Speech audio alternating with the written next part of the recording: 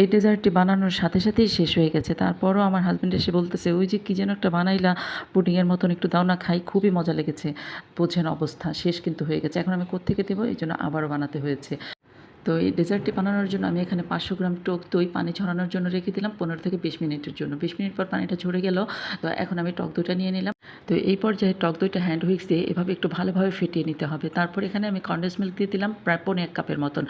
এখন condense milk আর টক দই খুব ভালোভাবে মিশিয়ে নিতে হবে। আর হাফ কাপ কুসুম গরম দুধে 1 প্যাকেট কফি দিয়ে খুব ভালোভাবে মিশিয়ে নিলাম।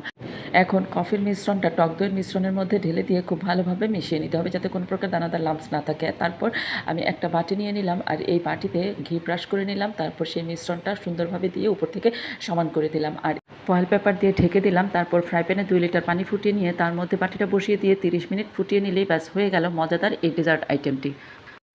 আপনারাও খুব সহজেই বাসায় এটা তৈরি করে নিতে পারেন।